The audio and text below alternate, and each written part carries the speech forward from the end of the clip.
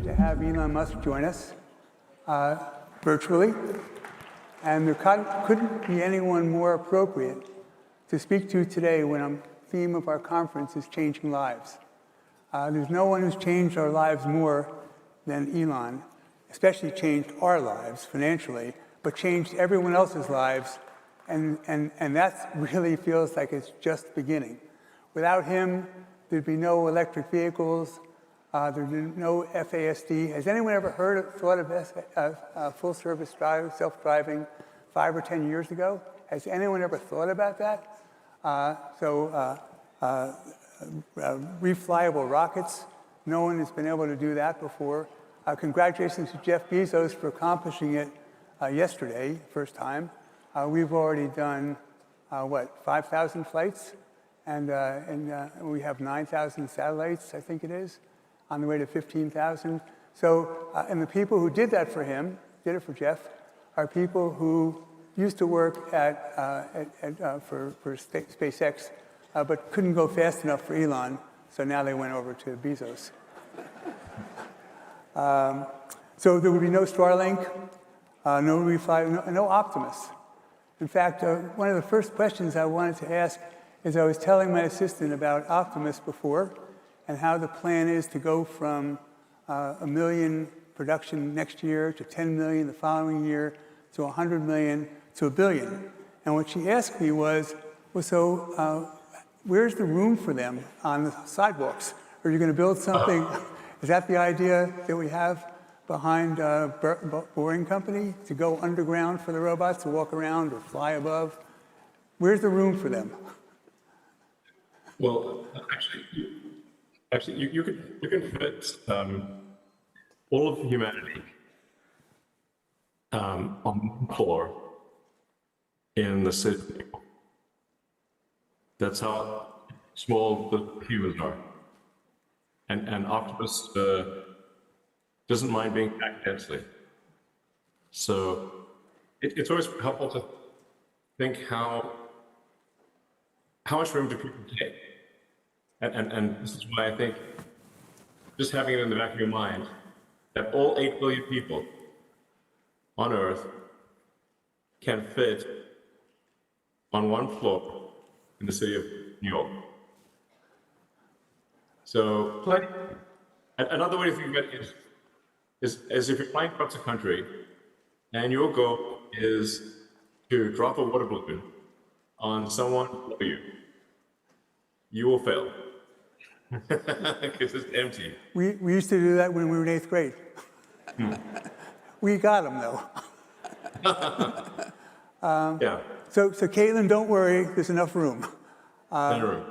So one of the things I think about when you talk about Optimus is that there's so many functions that it can perform. What's going to be left for humans? Is there a job that humans going to have other than just living in this great abundance that you're going to create? What's going to happen? Well, I think there is this question of how do you drive meaningful life if the robots can do everything? But we see lots of examples where even though machines can do much better, humans still enjoy these things. Like athletics, for example. Or let's take a mental sport like chess. Computers are so good that your phone, not even connected to the internet, can beat Magnus Carlsen easily. But yet, chess is at all-time highs in popularity. So, really, machines being better than us at something doesn't mean we derive satisfaction in doing it. By the way, guys, the connection isn't that good with the phone. Is there some way we can do something else? Bit echoey. The connection isn't that good, I think. It keeps cutting in and out. What if I had talk on this? Talk close? Okay, you do that, and I'll do this.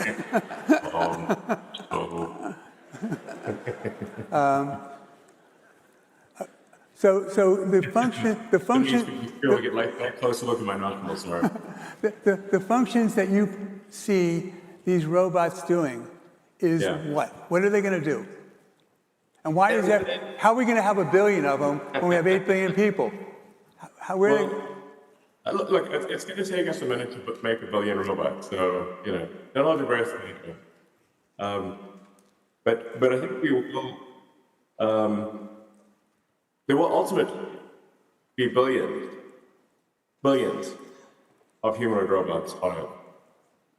A way to think of it is, who on Earth would not want their own personal R2D2 C3PO? Like pretty much everyone wants, C3PO, but even better. Like your personal helper buddy robot, it would be great. You could teach your kids, take your dog for a walk, get the groceries, chat when you want to chat, protect you when needed. Great. And then how many robots would there be in industry providing products and services? Probably 3 or 4 to 1 relative to humans, which suggests that total number of robots will be somewhere around maybe as high as 40 billion, maybe 30 billion robots. It's a lot. So the Japanese company, I think it's KUKA, those robots that are used in manufacturing are 50,000, 100,000, 150,000, and you're describing a robot that's $20,000. We have to have $1 million a year to do that, or $10 million a year to get to $20,000. And is that something that's going to be affordable for people? Are they going to be rented? Are they going to be purchased? Corporations, are we going to get some kind of carried interest once they buy them from us? How is this going to work? Or don't we have the model yet? My rough guess is that the cost of goods sold, their labor and materials for Optimus, after we reach 1 million units of steady state production, so call it a year after reaching 1 million units a year, because it takes a lot of effort to improve the cost. But at that point, I would expect the labor and materials to be $20,000 to $30,000 in current year dollars. I think that's a pretty safe estimate. When you're improving costs, so with cars, your idea is that everything we buy from other people to use in our cars, we know exactly how much it costs. And therefore, Yes. we can tell someone how much we're going to pay for what we're buying from them. And if they're making too much, then we make that stuff ourselves. Is that the same kind of idea we have in this robots, where it should be much simpler to make than a car? Or am I wrong? Because of the hand. The hand is extremely complex. There are 50 actuators in the hand, in hand and forearm. Actuator is the motor? Yeah, actuator is the motor, gearbox, and power electronics. So that's 100 per robot. Really, a lot of actuators and sensors. Right? Am I getting that right? Approximately. So there's a lot of complexity.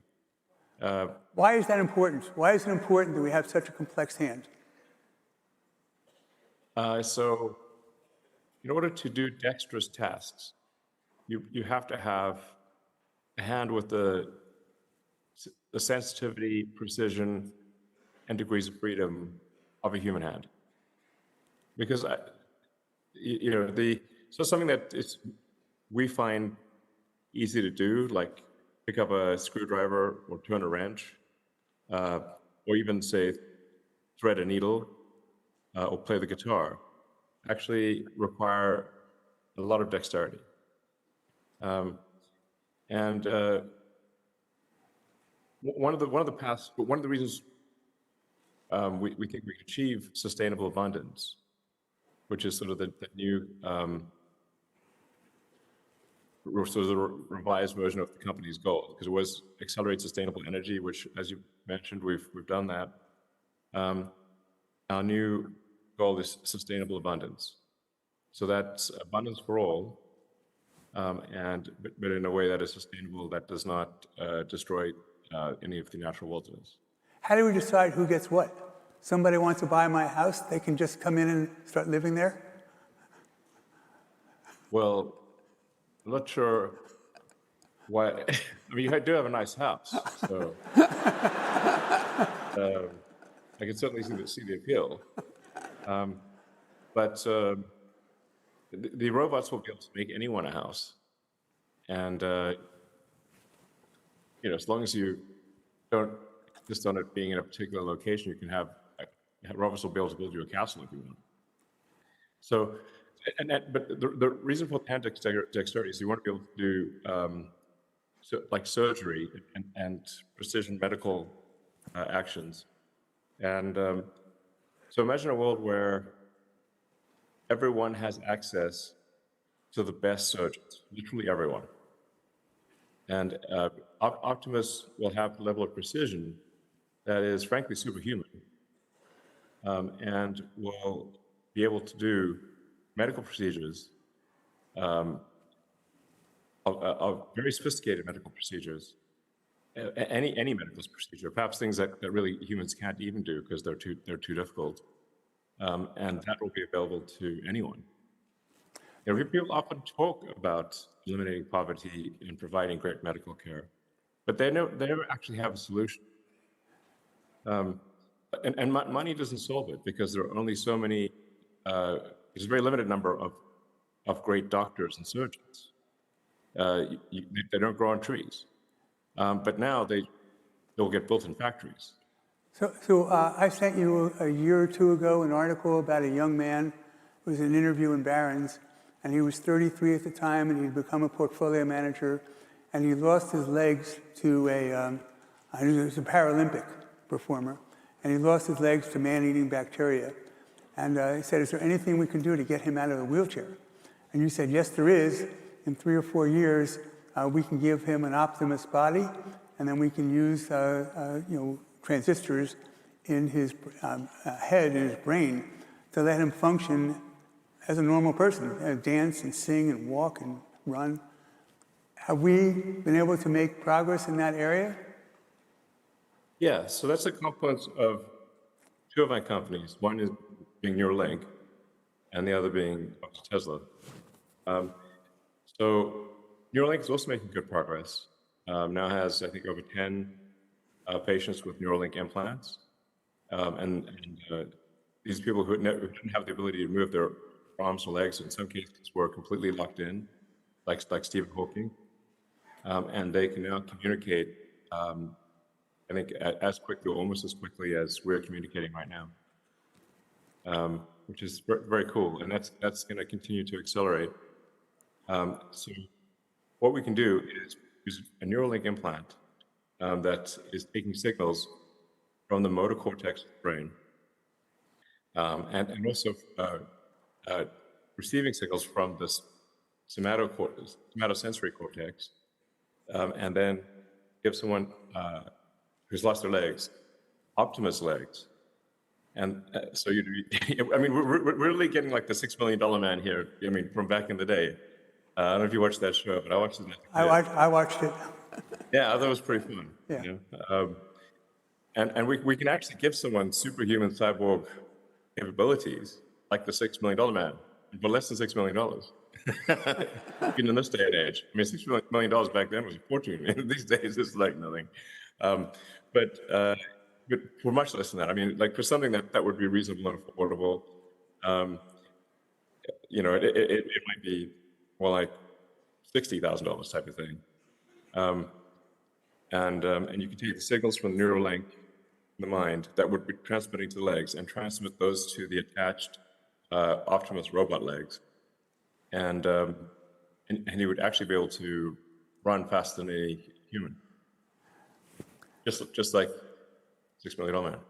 Your Neuralink sounds really exciting. Sounds unbelievably exciting. Let's switch to XAI. So 3 years ago, you were here, and you had either just purchased or about to purchase,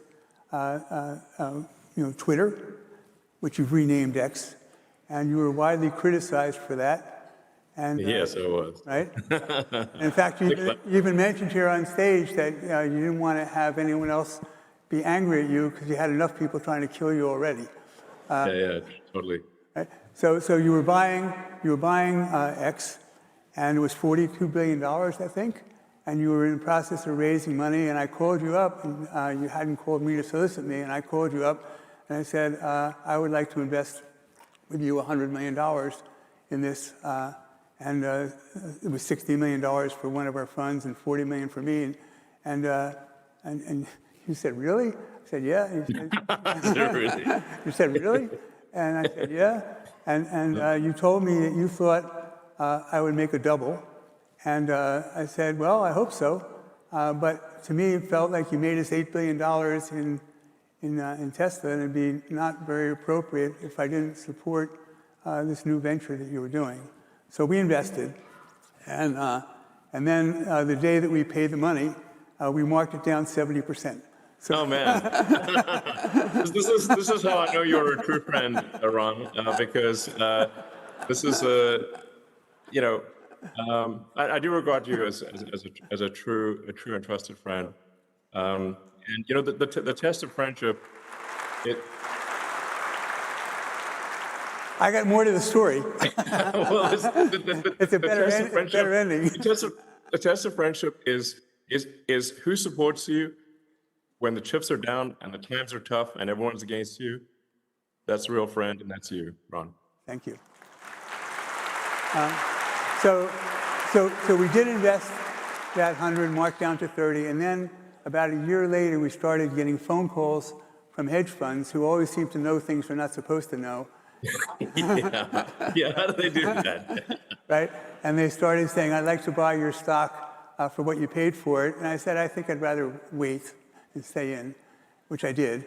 And then changed the name to X and changed the configuration of the business. And then from that, you bought Twitter, and it came together in a social network along with this. And all of a sudden, we have a business that has incredible data. Did you buy this for the data that no one knew about, but the data with 600 million people talking with each other, so physical data that no one else has. And then you started Grok, which is based on our data, and everyone else doesn't have that, they got digital stuff.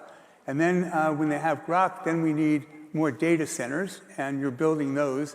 And in a space of a very short time, less than months, you built a data center which is 4 times what is large as anyone else on the planet, 25,000, what other people had in CPUs, and we built it in GPUs, 100,000, more powerful. And then, now we're going to go to hundreds of thousands. But the bottom line is, the investment that we made, we put up more money, and we have a total of $350 million invested over the past 2 or 3 years, and now it's worth $700 million.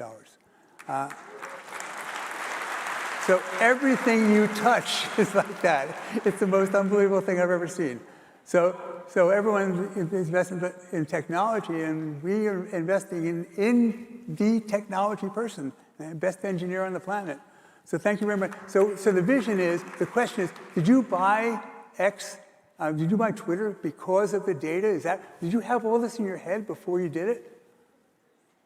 Not really. No, I just bought Twitter because I thought it was having a negative effect on civilization, and just sort of pushing ideas that were anti-civilizational.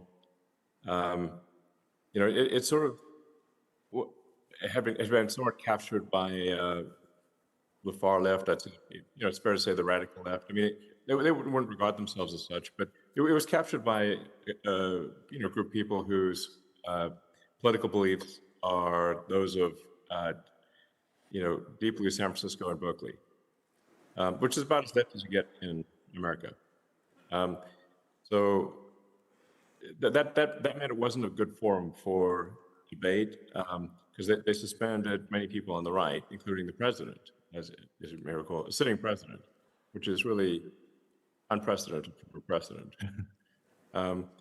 So I think we need to have a public square where there's true freedom of speech, and freedom of speech is.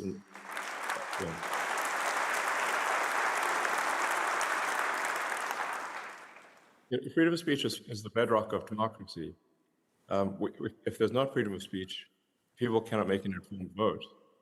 And if you cannot make an informed vote, you don't have a real democracy. So that's the purpose of acquiring Twitter, was to try to bring it more to the center. There have been no left-wing voices have been banned or anything like that, or suppressed. But what we're trying to do is give equal weight to all parts of the country, so that there can be a public town square where people can exchange ideas and hopefully not resort to violence. I think that's fundamental to. I think it's one of the.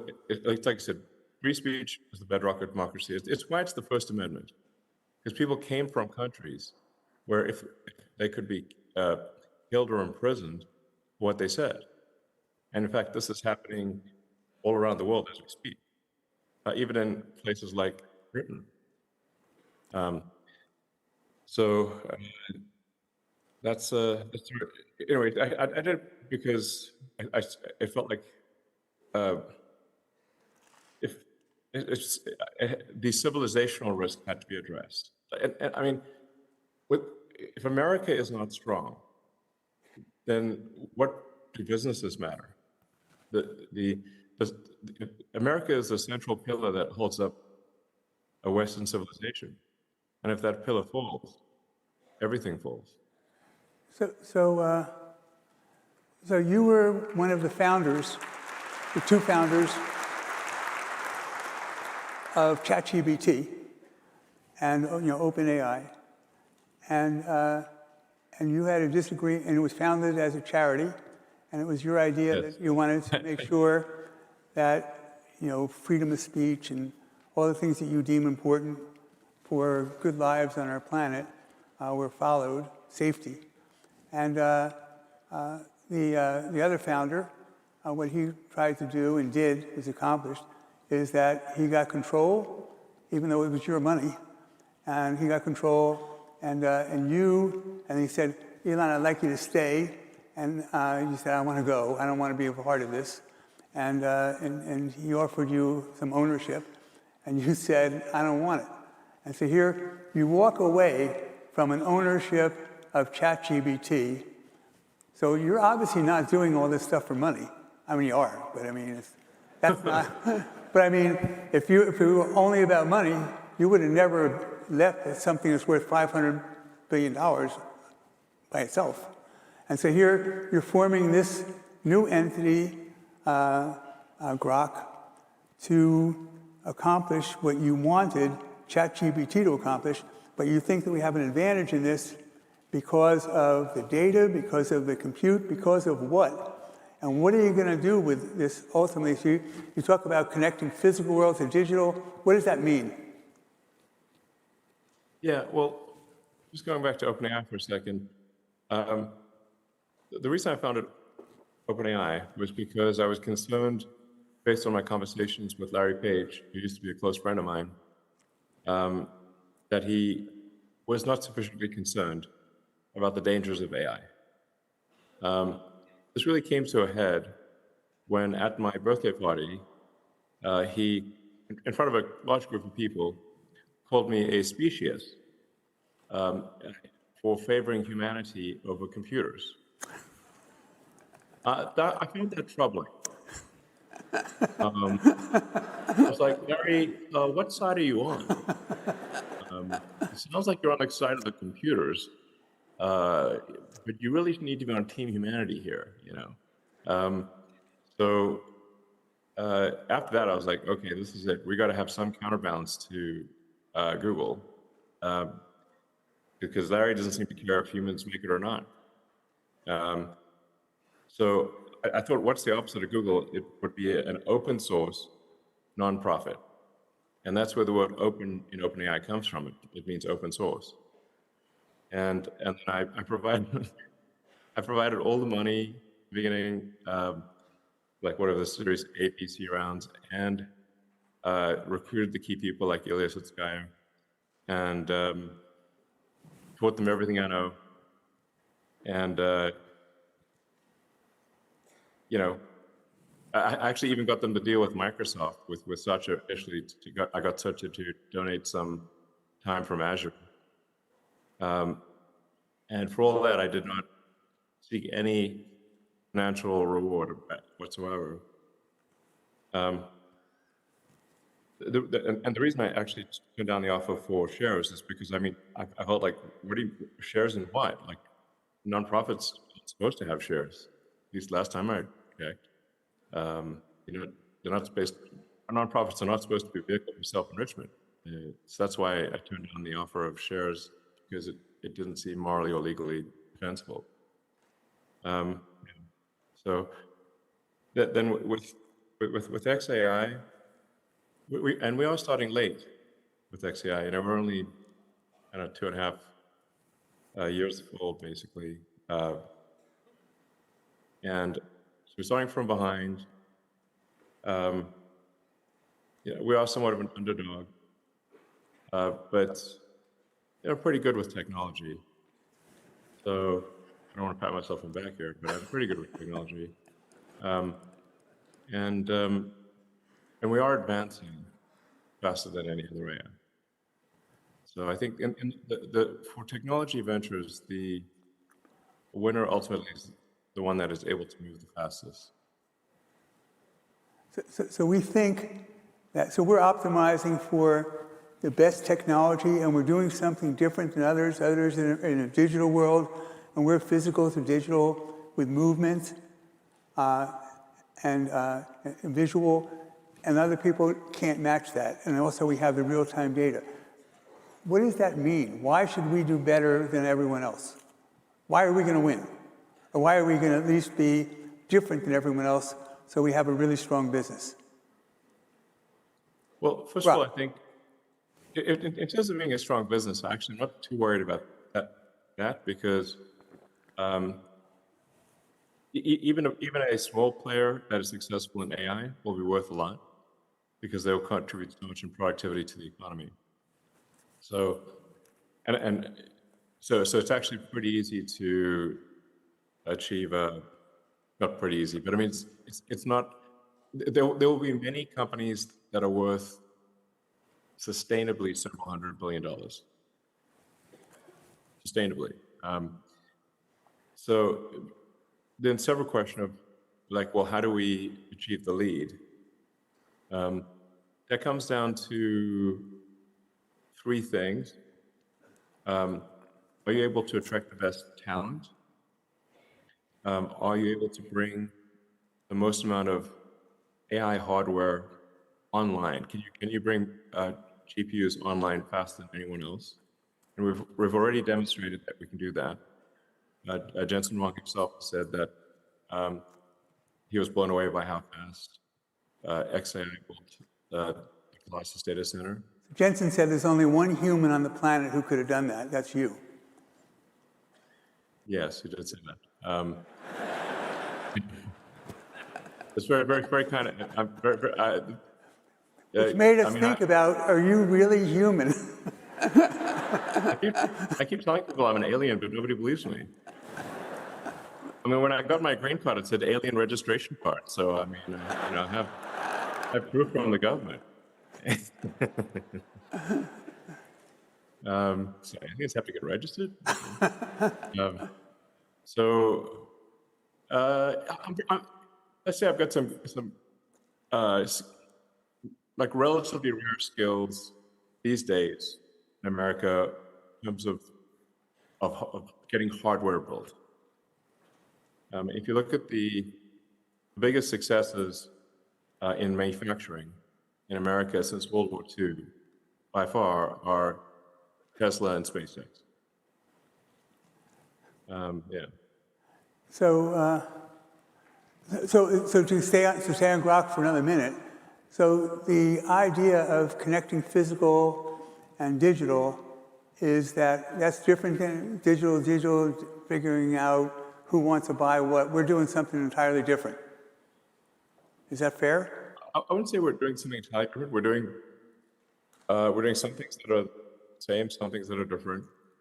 But I'm just saying, like the elements that define success for an AI company are going to be, one, the talent, two, the hardware. How much AI hardware can you bring to bear? That's actually a very big deal. And we've shown that we're the best at doing that at XAI. And then third, unique access to data.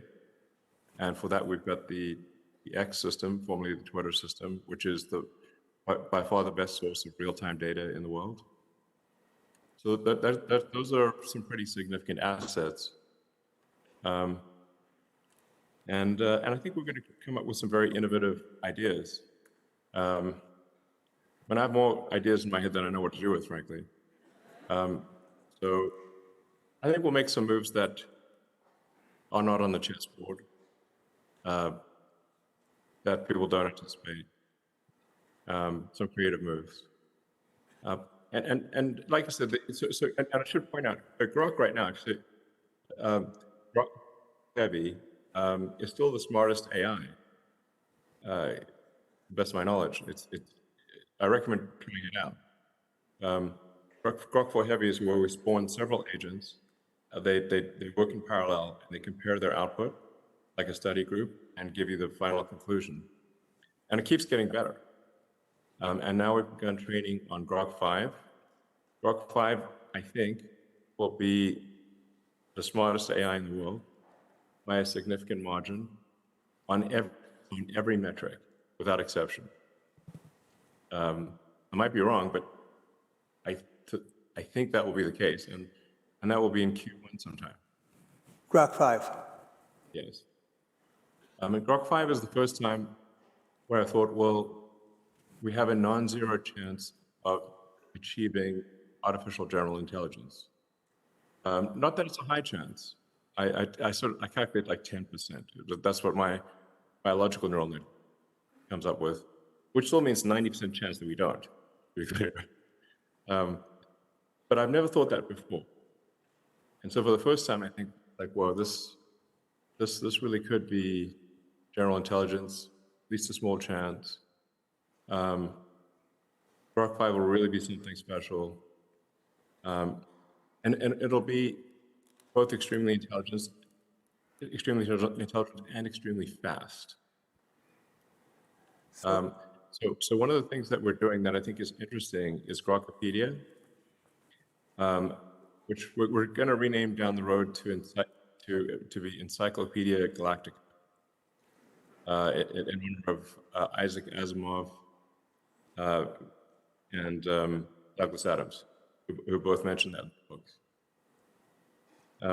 And the idea behind Encyclopedia Galactica is to create an open source repository of all knowledge, like a distillation of all knowledge. And open source meaning anyone can access it, anyone can use it, and if other people want to train on it, they can do so. And then we want to create copies of this and distribute these copies throughout Earth, and even put them on the Moon and Mars and out in deep space, as in a way sort of a modern day Library of Alexandria. It was the great tragedy that the Library of Alexandria burned down, or was burnt down. So in order to preserve this knowledge, I think we want to literally etch it in stone, and sort of stone like microfont, and distribute it widely. So in a worst case scenario, future civilization can see what we learned and maybe pick things up from there. So is there a major breakthrough that you can describe that allows us to do this with Grok 5? Is it just speed? Is it more compute, and therefore we have more analysis, more information we can train on? What is the breakthrough that allows us to have this 10% chance for AGI? Is there a breakthrough, or is it just speed and access to data? Not just, but. So there's a couple of things. It will be the largest model to the best of my knowledge. So this is a 6 trillion parameter model, whereas Grok 3 and 4 are based on a 3 trillion parameter model. Moreover, the 6 trillion parameters will have a much higher intelligence density per gigabyte than Grok 4. I think this is an important metric to think about: intelligence per gigabyte and intelligence per trillion operations. So we've learned a lot. The quality of the data that we're training on with Grok 5 is much higher. It's also inherently multimodal, so it's text, pictures, video, audio. It's going to be much better at tool use, and in fact, creating tools to be more effective at answering questions and understanding the world. Its vision will be extremely good. It'll have real-time video, which is, I think, a really fundamentally important thing. None of the other AIs can understand real-time video. And I think if you can't do that, which is humans can obviously do, you really can't achieve AGI. By the way, every one of these advances. There's some special source items that I can't talk about in a public forum. Obviously, you can't give away all the secrets here, just between us. But we have a few other special things that are in the works for Grok 5. So it's really going to feel sentient. So, but there is no, with Grok 5, when you're talking about the advances, there is no limit. So when Grok 5 is better than Grok 4, which is better than Grok 3, so it keeps going. So once we get to sentient levels, we go 2 sentient, 5 sentient, 10 sentient, 1 million. Correct. The sentience will grow.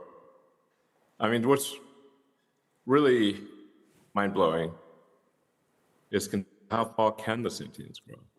To your point, how far does it go? I think it goes immensely far, almost incomprehensibly far. In fact, almost does go incomprehensibly far. So like we see a path to putting 100 gigawatts per year of solar-powered AI satellite into orbit. And having this be actually the lowest cost way to power and operate AI at a very large scale. For reference, the United States consumes roughly 460 gigawatts on average per year. Like the average power load in the U.S. is 460 gigawatts. The whole country. The whole country. All electricity of all sources in the U.S., yes. And you're talking about 100 being added. Well, roughly a quarter of the U.S. electricity output. And we have a plan mapped out to do that. It gets crazy. So there's a trillion planets like Earth in the world, in the solar system, whatever you call it, a trillion. And in that trillion, so Big Bang was 14 billion years ago, 13.5 billion years ago, and our planet's only 4 billion years old. So there must be other planets that are like ours with all the minerals, oxygen, hydrogen, silicon, carbon. So life here has been extinguished 4 times. And presumably you feel that other places, other civilizations, other planets, then we'll get off of this, exist? And are they planets where the beings there are part human or part carbon and part metal? Well, I think we'd like to find out. I'd like to find out. I mean, my philosophy is one of curiosity. I just want to know what's going on in this universe. Is the standard of physics correct about the beginning of the universe? Is heat death the end of the universe? Are there other alien civilizations? Can we talk to them? And what questions should we be asking about reality that we don't know to ask? So that's my motivation, is to expand consciousness to better understand the universe. So let's go away from the universe, back to Tesla again. And so you said that... Got a feedback on the ground here. Back on ground. And so you said that our expertise is in making things better, faster, cheaper than other people. And when I started investing in Tesla, when we started investing in Tesla, you were telling us that it's the machine that makes the machine. That's most important. The machine that makes, so you were into machine learning, machine technology then, which is 15 years ago. And now the average car, I think, is 50 minutes or 50 seconds, 40 seconds, 60 seconds, and we're now 35 seconds. Every 35 seconds, the car rolls off. And then you say that we're going to get down to 10 seconds, and you said it's a possibility we can go to 5. 5 seconds, every car is rolling off a line. How's that happen? I certainly see a path to achieving a roughly 5,000 millisecond cycle time, or 5 seconds, which is that's only really walking speed. That's like sort of a fast walk. 1 meter per second is a fast walk. The car is less than 5 meters long. So 5 second cycle time, the cars will be exiting the line at walking speed. So you can run away from them. It's not going to be like they're coming out like bullets or something. But as a rough rule of thumb, there's it's 10,000 minutes in a week. If you run a 24/7 operation, and you get let's say 10 cars per minute, you've got 100,000 cars a week. But the question is, how come we're able to do this? Do other people just not care? Or they think that, gee, if I do something, if I have this idea and we try to implement it and it doesn't work, then I'm not going to get promoted, or I can get fired, or I'll get blamed. And if it works, then I'm going to have to do a lot of extra work that I wouldn't know how to do if it didn't work. So why don't other people have, a mindset of making things better? Why, the Chinese, they've been great at copying us. And in some instances, probably even done better than us after they've copied for the first time. But how come, do you think, that other people haven't been able to make the advances we have? And even the guy from Ford just recently said, gee, there's people in China wouldn't give us compliments, but he said the people and the Chinese have copied us. Those people in China are doing great, which is really a compliment to us, because the reason they're doing great is because of us. So why don't other people do this? Why doesn't he do that? Most companies are incrementalist.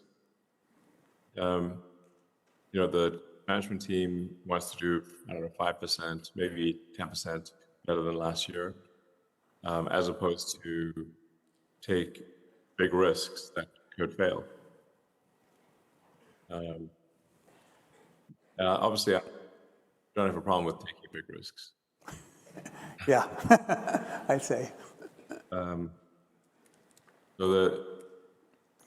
I like to use the tools of physics to analyze things.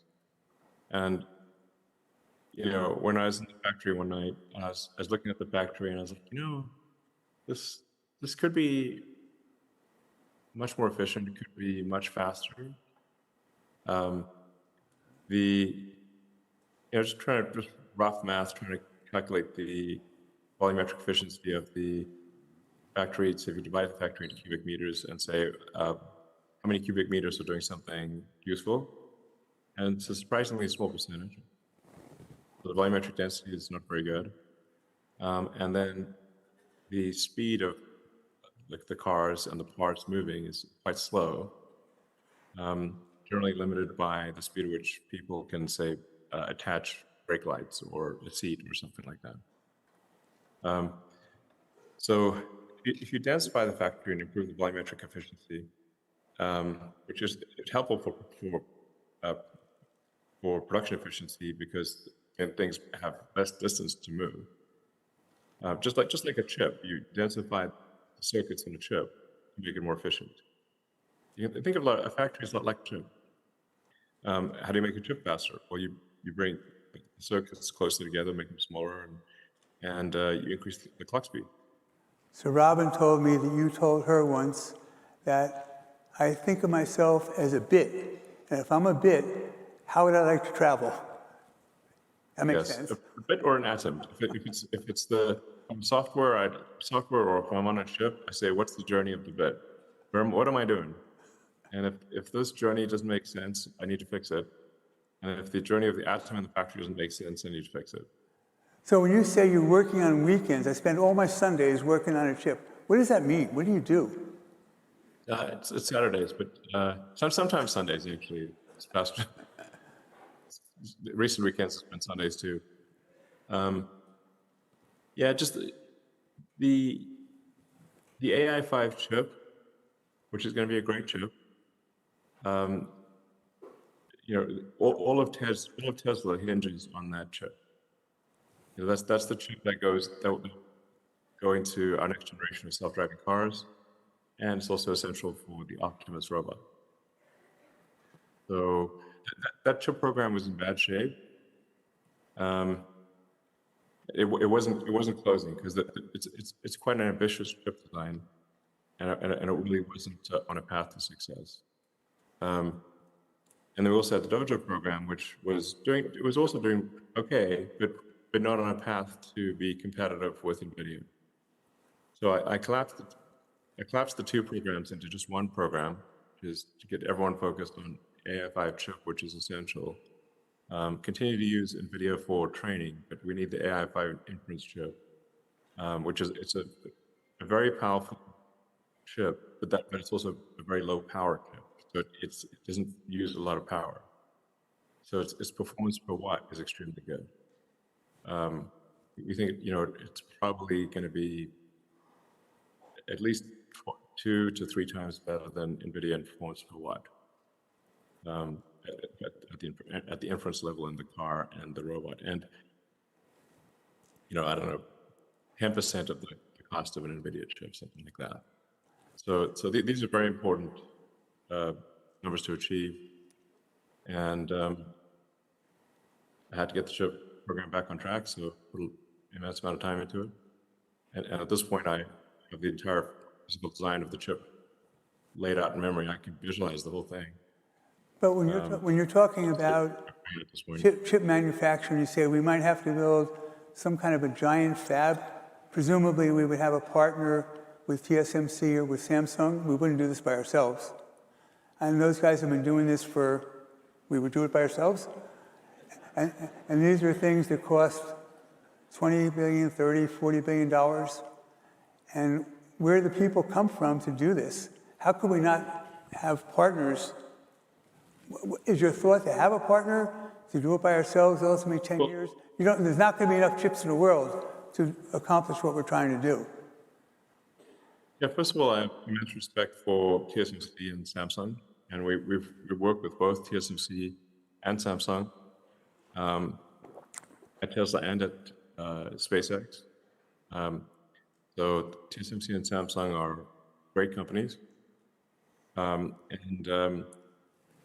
we want them to make our chip as quickly as they can and scale up to as high as possible volume that they're comfortable doing. But it doesn't appear to be fast enough. When I ask how long will it take from start to finish to get a new chip fab built, they tell me five years to get to volume production. I'm like, 5 years to me is an eternity. You know, my timelines To me too, go by the way. 1 year, 2 year, and at year 3, scale it rails to infinity. So I can't even see past 3 years. So then I'm like, damn, okay, this is not going to be fast enough. So now if they change their minds and say, yeah, they're going to go faster and they want to provide us with, you know, 100, 200 billion AI chips a year in the time frame that we need them, that's great. But how could they not, when they know that we're demand and we are going to use the product in our own product? How could they not want to be our supplier? Or how could they not want to be partners with us? I don't understand. No, well, they are partners. We're using both TSMC I mean, to and really Samsung. expand capacity tremendously. Why don't they do that? From their standpoint, they are, because we'll be using TSMC Taiwan, TSMC Taiwan, TSMC Arizona, Korea, Samsung, and the Texas fab Samsung. So we got 4 fabs going,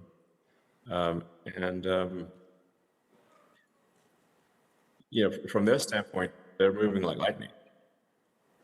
I'm just saying that nonetheless, it would be a limiting factor for us. They're going as fast as they can. From their standpoint, there's pedal to the metal. They're just never had someone without a company without sense of urgency. So that's what I'm like, man, it might just be that the only way to get to scale at the rate that we want to get to scale is to build a really big fab.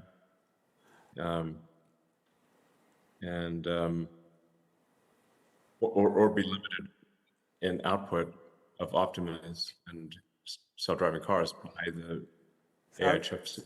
Obviously, you're not going to do that. Right. Those are 2 choices.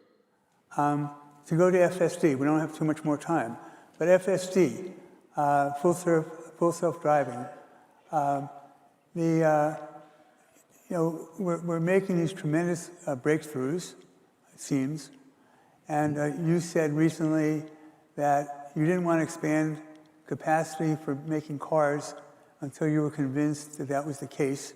You are now convinced that's the case.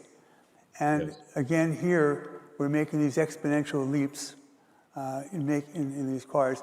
And you said that a very large percentage of people who've actually paid for full self-driving don't use it and have never tried it before. Yes, that's pretty well. How we doing? If you buy something, you want to try it type of thing. It's amazing. Yeah. So we're now kind of insisting with customers for safety reasons that we demonstrate full self-driving, because the numbers are unequivocal at scale that with now over 10 billion miles driven, that it's 4 times safer on full self-driving than not. So it's actually a big improvement in safety. And so at this point, we're just insisting that we at least demonstrate self-driving to customers so they know how to use it and turn it on for safety reasons. So it drives, full self-driving drives just like a person, as opposed to having to code to look for every circumstance that would happen. And you had this is a fire truck in front of us with a bicycle attached to it, or someone walking his dog while he's driving along. They have to identify everything with a code. What AI does, what we do, is as I understand it, is to make sure that it's just like us. Is that fair? Yes. The key to achieving full self-driving, unsupervised full self-driving, much safer than a human, is improving the AI software in the car. We're confident that the AI hardware, that's a chip that we designed, currently made by Samsung, is capable of achieving a safety level unsupervised, meaning if you're asleep in the car, at least 2 to 3 times that of the average driver, maybe more. And then with AI5, we think you can achieve probably a 10x improvement in safety. So these are really big deals. I mean, I think these are very profound things that I'm saying here. And I really encourage people to go out there and try Tesla self-driving and see it for yourself. And you can just go to any Tesla store; they'll show it to you. You know, it's not a secret. See, everyone here, you're benefiting if you try this and then buy it. But once you try it, you're going to buy it. So you should try it.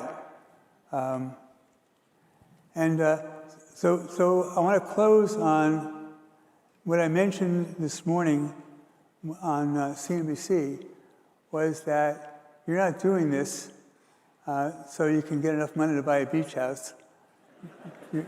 You're doing this, even mine. Yeah, that's right. But you're doing this because, you know, Larry Page was right. You're a species that you think humans should survive. Yes, I'm unabashedly pro-human. I mean, so you're spending, actually, whether you're worth another $1 trillion or 400 billion, it doesn't really matter. What are you going to do with all this money at the end? What's your plan? How do you want people to think about you? Well, you know, mostly I need to have enough sort of ownership of the companies to be able to continue to direct their activities. But it's not from a personal consumption standpoint. I don't actually own any vacation homes. And I just own one sort of, you know, medium-sized house in Austin. And actually a tiny house at Starbase that I've bought for 50. I've seen that house. It's tiny. Yeah. Yeah, but actually, people, like friends of mine have come to visit, and they thought I was kidding. I'm like, no, it's real. I bought it for $8,000, but I've done a lot with the place.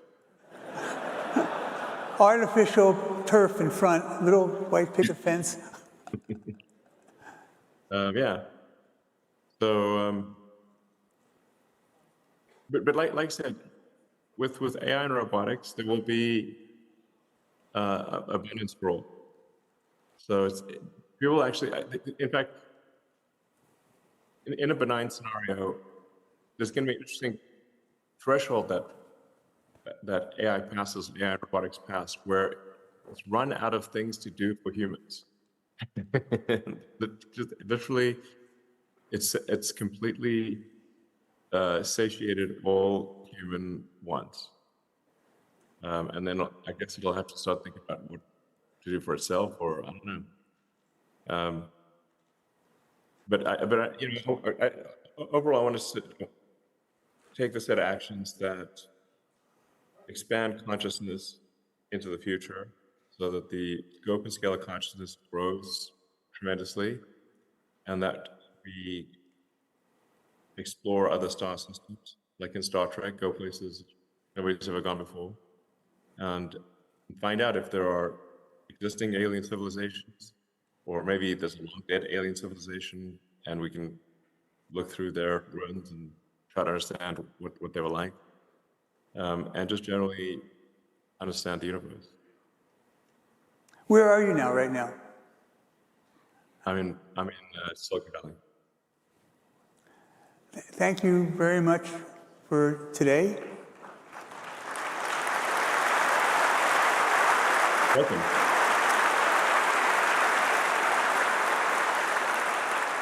Thank you for everything you've done for me, for our shareholders, and for humanity. Thank you, Ron. Thank you, sir. Bye-bye.